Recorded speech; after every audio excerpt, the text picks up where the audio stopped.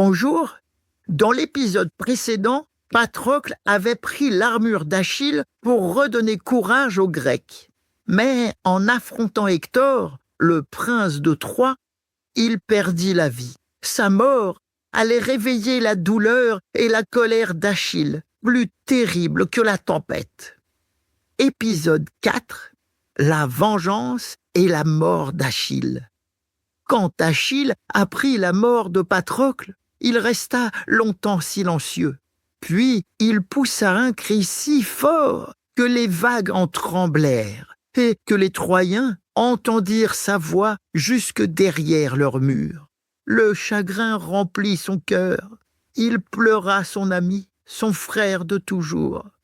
Mais très vite, ce chagrin se transforma en colère. Il n'avait plus qu'une idée en tête: venger Patrocle en tuant Hector. Sa mère, Thétis, remonta des flots pour le consoler.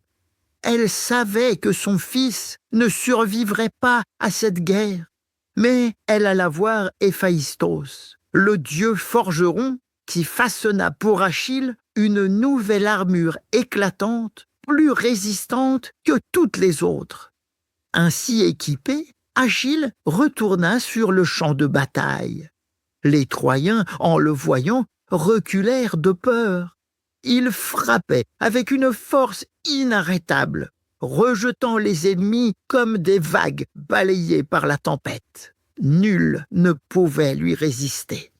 Enfin, Hector sortit des murailles de Troie pour l'affronter. Les deux guerriers se fixèrent du regard. Achille brûlait de rage. Hector, lui, gardait son calme. Autour d'eux, le silence se fit. Le combat commença. Les lances volèrent, les boucliers résonnèrent et les épées s'entrechoquèrent. Hector se battit avec courage, mais Achille était plus rapide, plus fort et surtout plus décidé que jamais. Bientôt, d'un coup de lance, il transperça Hector. Le prince de Troie tomba et son souffle s'éteignit. Achille, fou de douleur et de vengeance, attacha son corps à son char et le traîna autour des murs de Troie.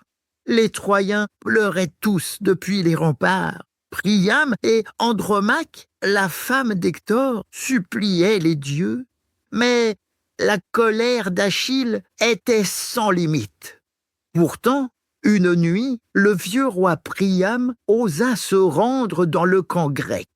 Il entra dans la tente d'Achille, se jeta à ses pieds et le supplia.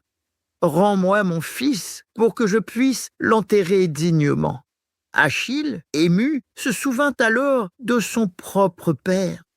Il rendit le corps d'Hector à Priam, et pour un instant, la guerre s'arrêta. Mais le destin d'Achille approchait. Il continuait de combattre chaque jour avec la même fureur, et partout où il passait, les Troyens s'enfuyaient. On le disait invincible, on le croyait intouchable. Pourtant, aucun homme, aucun dieu ne peut échapper à sa destinée. Ce fut Paris, le frère d'Hector, qui leva son arc contre lui. Il n'était pas le plus grand des guerriers, ni le plus courageux. Mais ce jour-là, il n'était pas seul. Apollon, dieu du soleil, guida sa main. Il décocha une flèche qui siffla dans l'air. Elle alla se planter là où nul autre n'aurait pensé viser. Non pas dans la poitrine, ni dans le cou ou le cœur, mais dans son talon, le seul endroit que le Styx n'avait pas protégé. Achille poussa un cri terrible. Son corps, si fort, si solide, s'effondra sur le sol. Il tenta encore de se relever, mais la vie s'échappait déjà de lui. Les Grecs, horrifiés, se pressaient autour de lui. Même les Troyens restaient figés.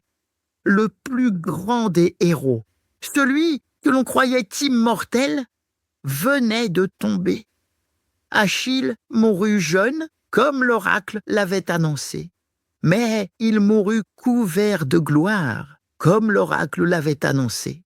Son nom devint une légende, et pour toujours, on se rappela de cette flèche, de ce talon vulnérable qui fit chuter le plus puissant des guerriers.